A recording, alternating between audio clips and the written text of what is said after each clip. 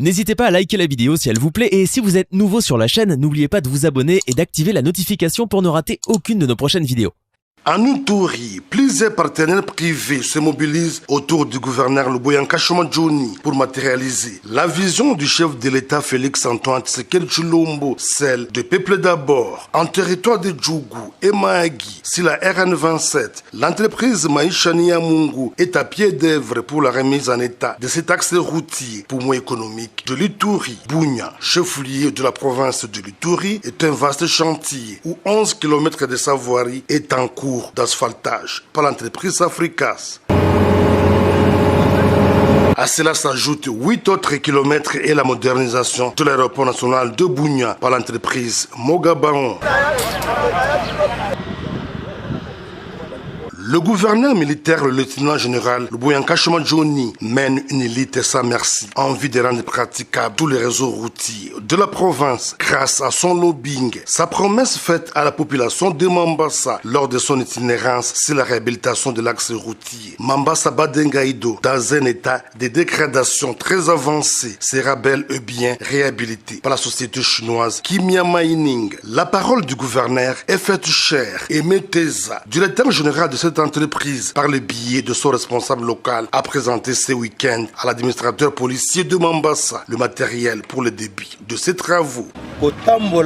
Après des passages sur cette route par Messeli et DG et Meteza, il a été constaté que la population de Mambasa souffre. Pour atteindre Badengaïdo, il faut mettre 2 à 3 jours. Des gros véhicules font des fois 1 mois, ce qui a poussé la société à réhabiliter ces tronçons routiers Mambasa-Badengaïdo. Mambasa commanda. Pour ce faire, nous avons acheté des nouvelles machines. Au nom du gouverneur militaire, le numéro 1 du territoire de Mambasa appelle la population à s'approprier ces projets, combien louables. La population doit apprécier à juste valeur cet acte et accompagner notre partenaire à bien nous aider à réhabiliter cet axe. Notons que, depuis l'avènement de l'état de siège en Ituri au mois de mai 2021, sous la bonne gouvernance du général Luboyanka Choma-Djoni, la province est dans une atmosphère de paix et l'espoir est permis pour la reconstruction de cette partie du pays. Tel est l'objectif recherché par le chef de l'État, Félix-Antoine Tshisekedi Tshilombo. Lors de son séjour à Kasséni, au bord du lac Albert, à plus ou moins 55 km à l'est de Bunia, la Miss Indépendance RDC Karine Roussoké a assisté plus de 2000 ménages hébergés dans un site déplacé avec de vivres et non-vivres grâce à l'appui de l'administration militaire de l'Ituri. Un motif de satisfaction pour le bénéficiaire. Au nom de tous les déplacés, j'ai dit merci à notre fille.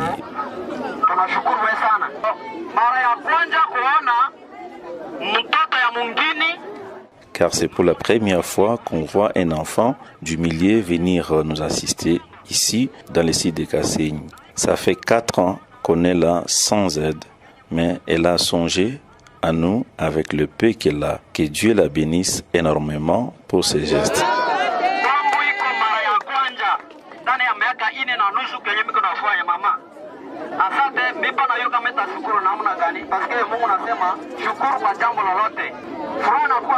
Outre les déplacés, Karine Roussoké a également remis 5 machines à coudre à l'association de filles mères de Kasséni, une manière pour elle de contribuer à l'autonomisation de ses filles. J'ai juste amené quelques machines à coudre qui va leur permettre à s'auto-prendre à charge. Elles doivent devenir des femmes indépendantes. Elles n'ont pas de mari. Elles ont des affaires. Elles ont des charges. Alors pour moi, ce qui était d'abord important, c'est trouver un moyen de les occuper. J'ai amené un peu de vivres et aussi pagne pour elles. Par ailleurs, la Miss Indépendance Karine Roussoké a félicité les forces armées sous les commandements du lieutenant-général Luboyanka Choma-Djoni pour l'accalmie sécuritaire observée dans cette partie du territoire d'Irumu, sans laquelle sa mission ne serait pas possible.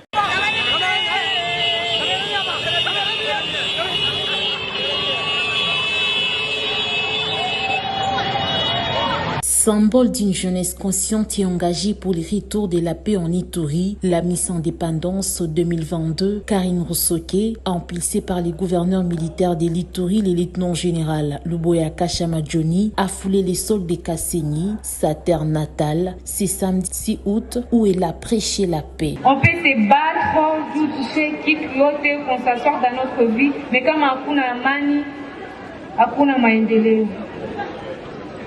Et là, je salue son Excellence, Monsieur le gouverneur de la province de l'Ituri, de rétablir la paix pour la province de l'Ituri, mais aussi pour contribuer au développement de la province de l'Ituri. Il faut que tu viennes pacifier pour être amani, na kutia mungini yaendelee. C'est double travail. Alors, vous et moi, qui venez ici tout à fait, c'est seulement l'accompagner, les faire confiance. Il y a comment tout ça ainsi? Il n'est pas parfait. Ah, je vois ça pour ça parfait. Je dois faire qui n'a qui venir ici tout à fait dans nous. Mais avec votre accompagnement, votre encouragement, moi je pense que non, la province de l'Ituri va bientôt retrouver sa paix. À l'occasion, le chef du secteur de Bahema Sud a de vive voix félicité les gouverneurs militaires qui ne cessent de marquer les Ituriens par ce sens élevé du leadership. Monsieur le gouverneur de la province de Ituri, à qui nous disons encore un grand merci, que nous lui jetons de fleurs. Et si ça dépendait de nous, le gouverneur pourrait diriger la province de l'Ituri compte tenu de sa vision et de son esprit de développement. Il pourrait rester même jusqu'à ce que c'est Dieu qui lui ôte la vie.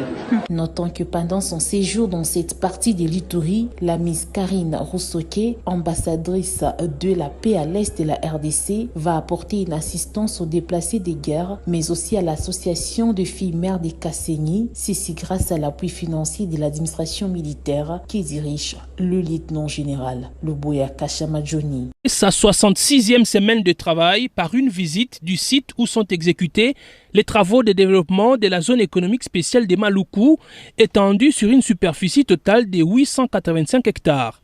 Chérubin Okende était accompagné de l'ambassadeur de la RDC en Afrique du Sud, Fidel Moulaja, du directeur général intérimaire de Transco, Chief Chipamba, du conseiller principal du Premier ministre en matière de transport, Ewing Yanda, et d'une forte délégation des étudiants représentant tous les établissements du pays.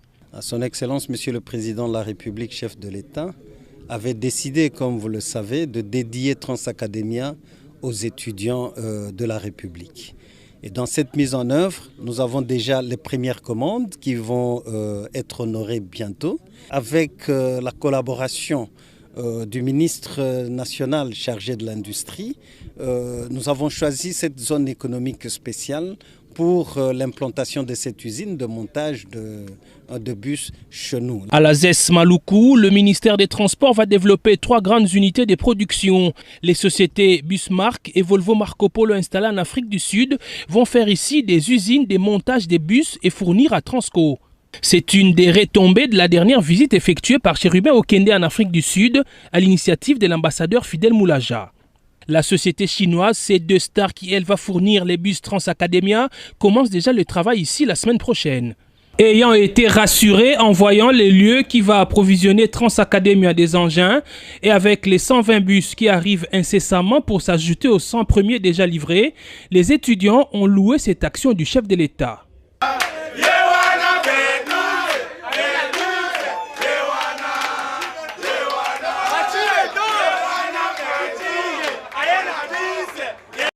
C'est un réseau de contrefaçon des billets de banque qui vient d'être démantelé par la police à Matadi. Ces présumés contrefacteurs sont soupçonnés d'avoir arrosé la ville de Matadi de fausses coupures de 10 000 francs congolais et de 5 000 francs congolais. Ils étaient présentés à la presse par les maires de Matadi, Patindu Ziwama Kengedi, au commissariat urbain de la police. Ce sont nos frères congolais, certains venant de Kinshasa, d'autres natifs de Matadi, qui prennent de faux billets de 10 000, 5 000 et ils vont voir nos mamans qui vendent ou dans des boutiques parce que de l'argent comme ça c'est réinjecté dans la population et il y a des mamans qui vont perdre leur économie. Le service de la police nationale congolaise ville de Matadi fera encore son travail pour arriver à ça. Alors pour tous ceux qui ont été escroqués hier avec des faux billets, voici le moment à venir à la police ville de Matadi pour déposer vos plaintes. Vous n'avez pas le même numéro.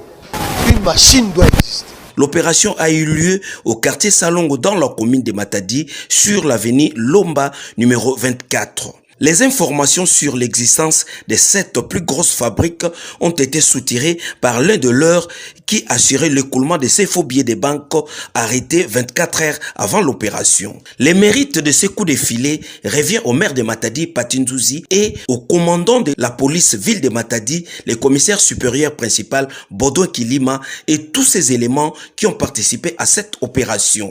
La valeur faciale de ces billets de banque contrefaits est estimée à plus d'une dizaine de millions de francs congolais. Sur les 8 présumés contrefacteurs arrêtés, le contrefacteur en chef n'est pas encore identifié.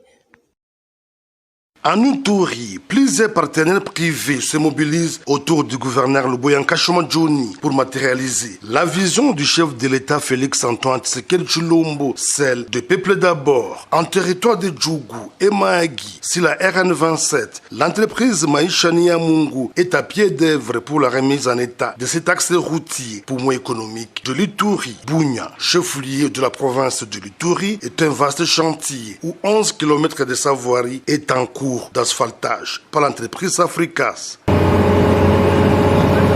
À cela s'ajoutent 8 autres kilomètres et la modernisation de l'aéroport national de Bunia par l'entreprise Mogabaon. Le gouverneur militaire, le lieutenant-général Luboya Nkashomon mène une élite sans merci en vue de rendre praticables tous les réseaux routiers de la province grâce à son lobbying. Sa promesse faite à la population de Mambasa lors de son itinérance, c'est la réhabilitation de l'axe routier Mambasa-Badengaïdo dans un état de dégradation très avancé sera bel et bien réhabilité par la société chinoise Kimia Mining. La parole du gouverneur est faite chère et Meteza, directeur général de cette entreprise, par le biais de son responsable local, a présenté ce week-end à l'administrateur policier de Mambasa le matériel pour le début de ses travaux. Après des passages sur cette route par Messeli et DG et Meteza, il a été constaté que la population de Mambasa souffre. Pour atteindre Badengaïdo, il faut mettre 2 à 3 jours. Des gros véhicules font des fois 1 mois, ce qui a poussé la société à réhabiliter ces tronçons routiers Mambasa-Badengaïdo. Mambasa commande. Pour ce faire, nous avons acheté des nouvelles machines. Au nom du gouverneur militaire, le numéro 1 du territoire de Mambasa appelle la population à s'approprier ces projets, combien louables. La population doit apprécier à juste valeur cet acte et accompagner notre partenaire à bien nous aider à réhabiliter cet axe. Notons que, depuis l'avènement de l'état de siège en Ituri au mois de mai 2021, sous la bonne gouvernance du général Luboya Nkashomon, la province est dans une atmosphère de paix et l'espoir est permis pour la reconstruction de cette partie du pays. Tel est l'objectif recherché par le chef de l'État, Félix Antoine Tshisekedi Tshilombo. En Ituri, où les membres de groupes armés sont souvent recrutés parmi les jeunes désœuvrés, l'administration militaire s'investit à fond dans l'encadrement de la jeunesse pour éviter qu'elle constitue une bombe à retardement. Voilà ce qui justifie la construction de la maison d'hébergement des enfants à la police des frontières en ville de Bunia. Une œuvre de l'association de femmes au cœur du développement et de la paix, inaugurée le samedi 6 août 2022. Christelle Alema, coordonnatrice nationale de cette ASBL, qui encadre plus de 70 enfants, plaide pour l'accompagnement de tous. Si nous pouvons au moins changer la vie de la moitié ou un tiers de ces enfants, c'est vraiment quelque chose de fantastique parce que c'est les dangers qui encourent. Ces dangers touchent tout le monde, toute la population de l'Ituri. Parce que ces enfants, si on ne les encadre pas, ils vont devenir comme des koulouna, des bandits, ils vont retourner là-bas en brousse, devenir des rebelles. Je veux que tout le monde puisse s'impliquer. Parce que vous êtes à la maison là-bas, vous ne pouvez pas seulement nous aider sur le plan financier. Vous avez peut-être des vêtements que chez vous, que vos enfants ne portent pas. Vous avez peut-être des uniformes, vous avez de la nourriture, vous avez des pasteurs qui peuvent venir prier pour ces enfants. Donc vous pouvez nous aider et sur le plan moral, matériel et financier. Donc il n'y a jamais eu peu pour aider. Il y a des gens qui ont des centres de formation ici. Ils peuvent aussi nous aider en disant que nous venez inscrire 5 enfants. Il y a des gens qui peuvent dire, bon, moi je prends en charge 3 ou 4 de vos enfants, par exemple en matière de santé, tout ça. Ayant présidé la dite cérémonie d'inauguration, Jeanne Alacha, conseillère du gouverneur en charge des actions sociales et affaires humanitaires, invite les différents partenaires de la province dans le secteur humanitaire à venir en aide aux enfants encadrés par cette association. Les problèmes humanitaires Il ne faut pas croire que ce sont nos partenaires que nous voyons, les grandes organisations, UNICEF, OMS, tout ça. Le premier humanitaire, quand il y a des catastrophes, ce sont les communautés. Les communautés qui contribuent à plus de 80%. Ce que nous voyons, l'aide que donnent les humanitaires, c'est même 20 à 30%. Notons que cette activité a été clôturée par des pas de danse exhibés par les enfants encadrés dans ce centre en compagnie de quelques invités présents à cette cérémonie.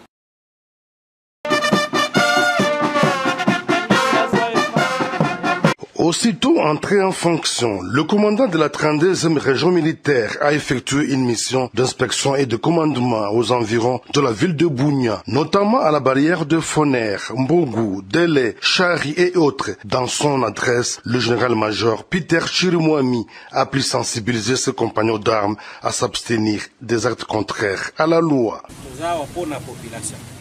Nous sommes ici pour la population.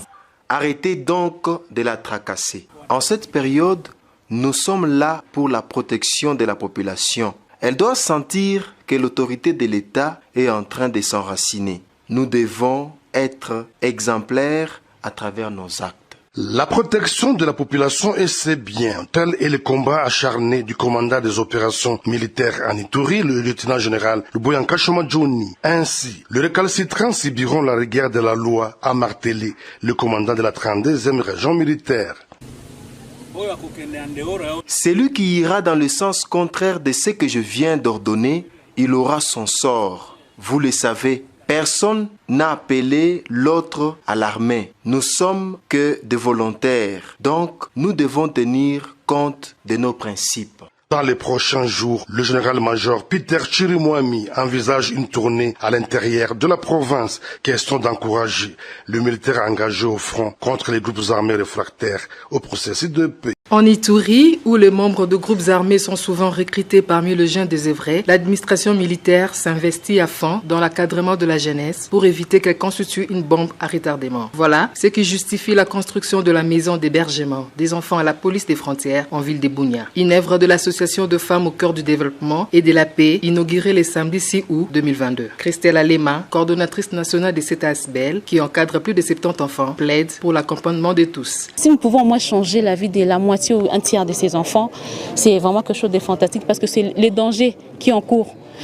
Ces dangers touchent tout le monde, toute la population de l'Ituri. Parce que ces enfants, si on ne les encadre pas, ils vont devenir comme des koulouna, des bandits, ils vont retourner là-bas en brousse, devenir des rebelles. Je veux que tout le monde puisse s'impliquer. Parce que vous êtes à la maison là-bas, vous ne pouvez pas seulement nous aider sur le plan financier. Vous avez peut-être des vêtements que chez vous, que vos enfants ne portent pas. Vous avez peut-être des uniformes, vous avez de la nourriture, vous avez des pasteurs qui peuvent venir prier pour ces enfants. Donc vous pouvez nous aider et sur le plan moral, matériel et financier. Donc il n'y a jamais eu peu pour aider. Il y a des gens qui ont des centres de formation ici. Ils peuvent aussi nous aider en disant que nous venez inscrire 5 enfants. Il y a des gens qui peuvent dire, bon, moi je prends en charge 3 ou 4 de vos enfants, par exemple en matière de santé, tout ça.